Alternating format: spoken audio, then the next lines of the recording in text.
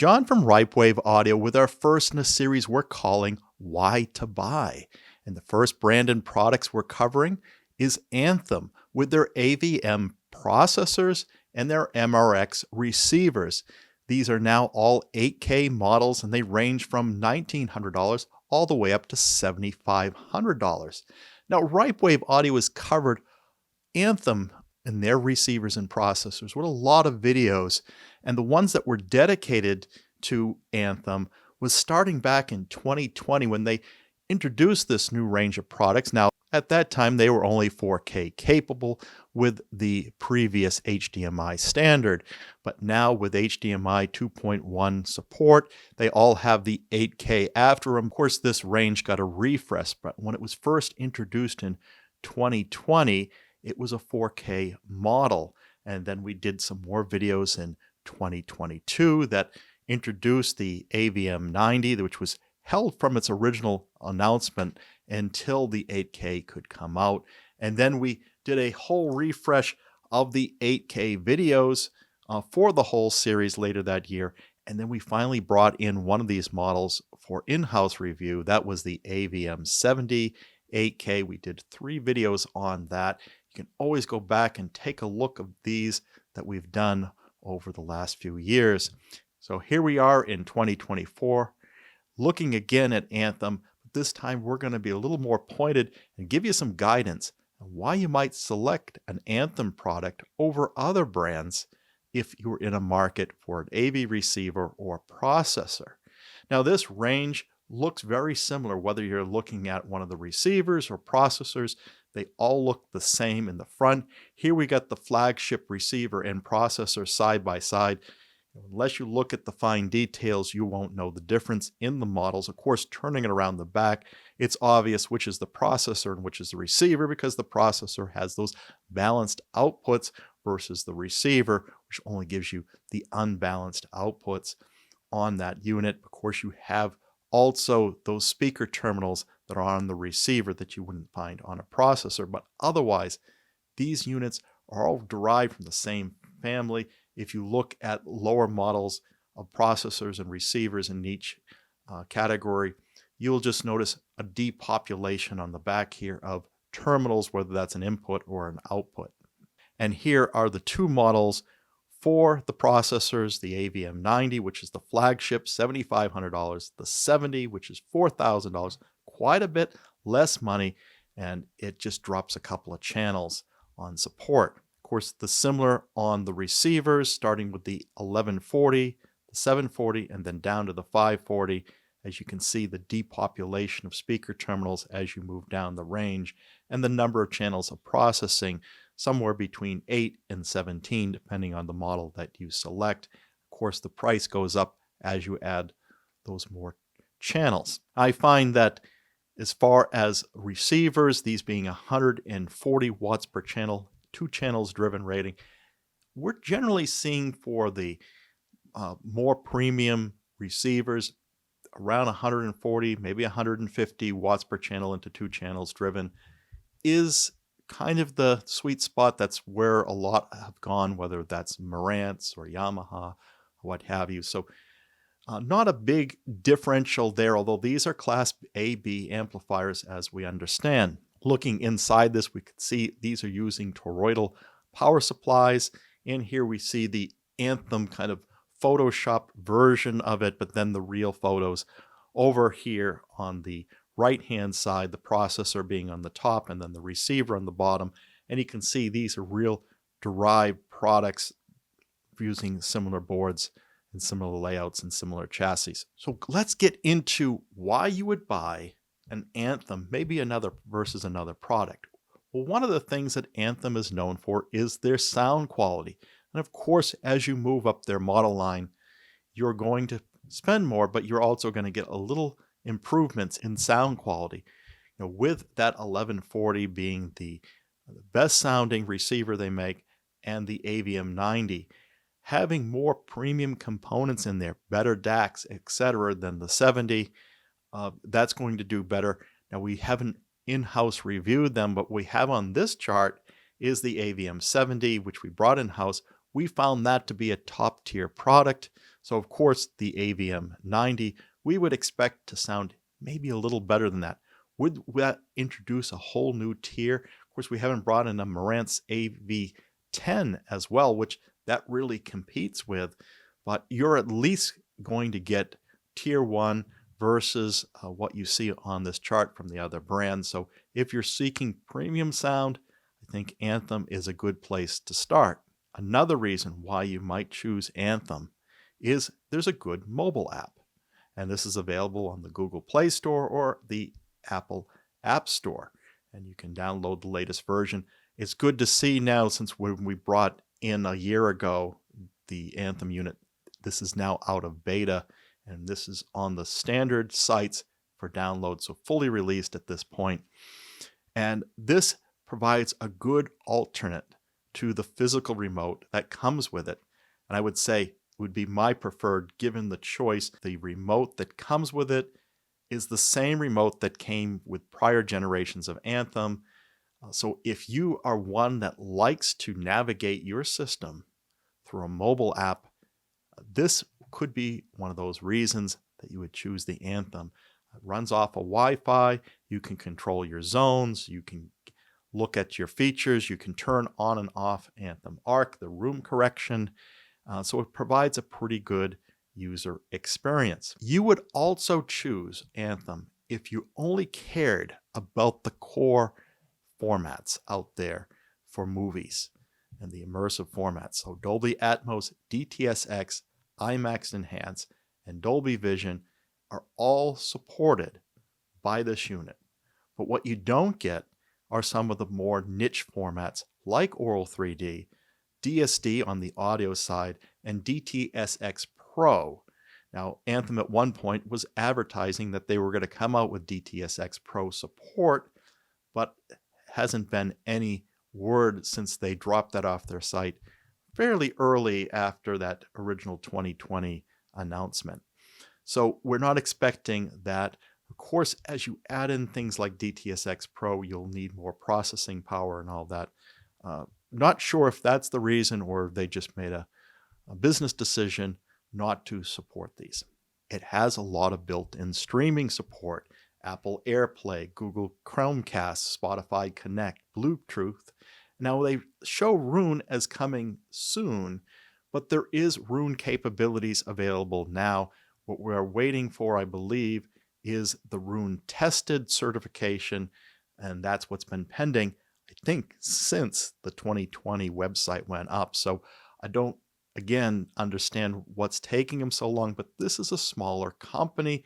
It will take them longer to develop software features. So if you have a little bit of patience, again, keep that in mind. If you're selecting Anthem, you may have to wait a little longer for software features, but it seems like they're focusing on some important elements. They also include a lot of integration support, whether it's Control 4 or Savant or RTI, Creston, Elan, URC, etc.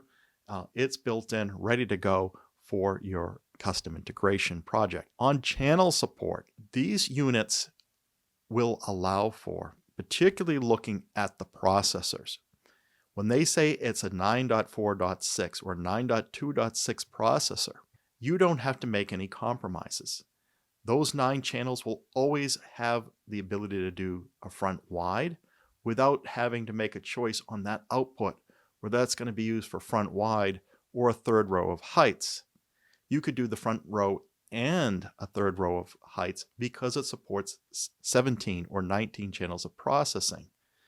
Now the 90 supports 19 channels because it gives you 2 more additional channels of subwoofers for independent control, making a total of 4. Now 2 on the 70. If you are coming from the Denon and Marantz world, they are giving you 4 channels of subwoofer processing on subwoofers for less expensive models. So if that's all you need, that may not be a compelling reason to jump to Anthem, because you'll have to spend a little bit more. I would say you would jump to Anthem if the other features, such as sound quality and the other items we'll bring up later on, make a compelling difference. It's nice to see, but it's nice to see that they do have a 4-channel option, and they were first to market with it, It's just Denon and Marantz now has caught up at lower price points. The other thing I will mention here is on the receiver side. Their amp matrixing function is really useful. Now we'll see a lot of receivers that will say that there's assignable outputs, but there's limitation on each output of what can be assigned to it. On the Anthem, it seems to be more flexible. You can go to each one of those standard outputs. So if it's set to front channel normally, we could reassign that to be a bi-amp output or a height channel or a zone output. A way to get in those extra channels and use the amplifiers built into the receiver for whatever you want them to be. The way that Anthem is handling channels is very straightforward, very easy to follow, albeit the manual doesn't give you a lot of details. It doesn't cover all the configurations. Keep in mind that it's very flexible and you should be able to assign what you need to for this unit, provided it fits into the channel counts we have listed below. Another reason is that front panel display. Now, Anthem has gone for a more modern approach than what we've seen in other companies that have held on to these older two-line dot matrix displays. This is a full color screen on the unit, and it's very easy to see from a distance. So I'm surprised that some of the larger brands have not moved in this direction. Congratulations to Anthem for being among the first to offer such a nice display that you don't have to get out of your chair to read. There's web configuration built into the Anthem receivers and processors. There is not the capability of having an on-screen display that will enable you to do configuration.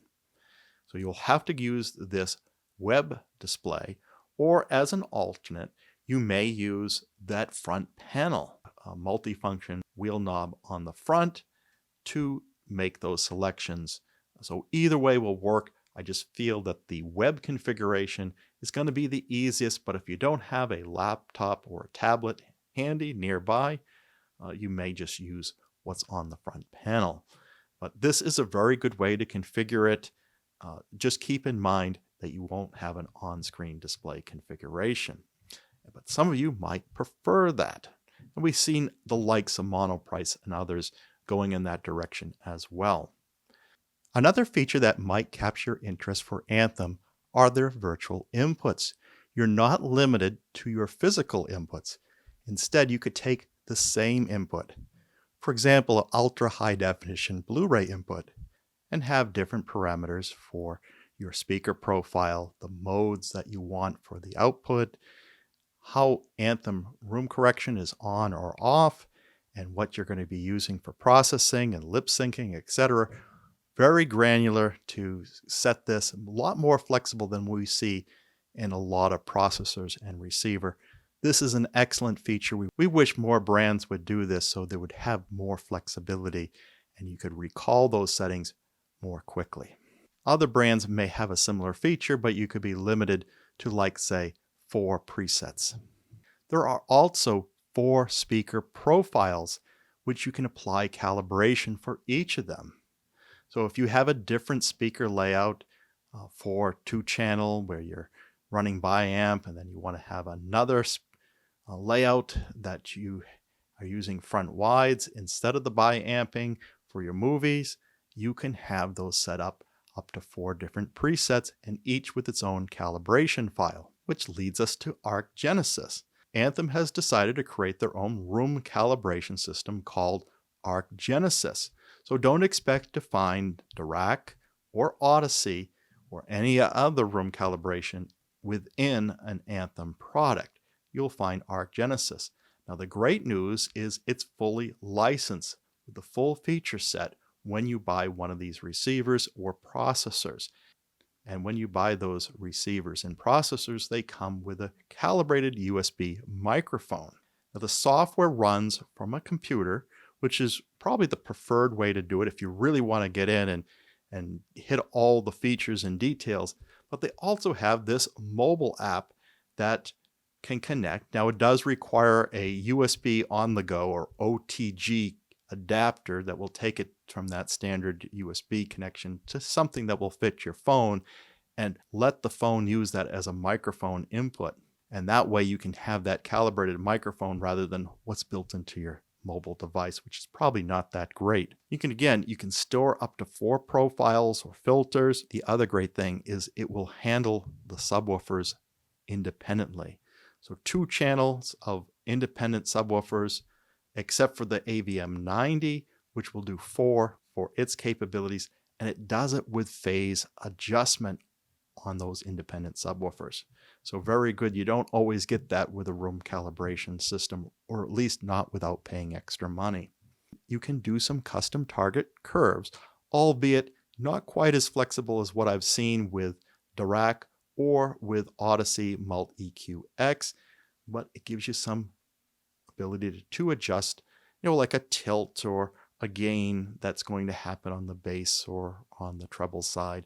And so there are some basic adjustments, as you can see on the screenshots. The other feature that a lot of people like with Anthem is the quick measure utility. And this will constantly put out a pulse signal and do measurements, so you can play around with different placement of your speakers. So let's say you have some towers at the front of your room. What happens if I move that a little bit closer to the listener, a little more to wide, or a little more narrow in the room? This will give you a instant feedback, so you can figure out what's going to be the most ideal. Could be particularly helpful with subwoofer placement. And this is all done outside of the Anthem arc correction. So what are your thoughts here? Given these list of capabilities that a lot of viewers find compelling, is Anthem a brand that you would look into for your next receiver or processor? We often get comments on this channel that enthusiasts are looking for something to step up from the standard brands like Denon, Marantz, Onkyo, Integra, Pioneer, Yamaha, Sony, etc. And they're looking for a brand that's going to give them a little bit more on the sound quality. And they look to brands like Emotiva and Monoprice and Arcam and Anthem. Particularly, Arcam and Anthem are usually grouped together. And I hear this question time and time again. What sounds better? What's going to be better for me, the Arcam or the Anthem? We hope to have put enough information in this video to help you make those decisions. Now, of course, we're going to have to do a similar video for Arcam and the other brands. So that will be coming. But what are your thoughts? What do you think about this new series, Why to Buy? Is this going to be helpful to you?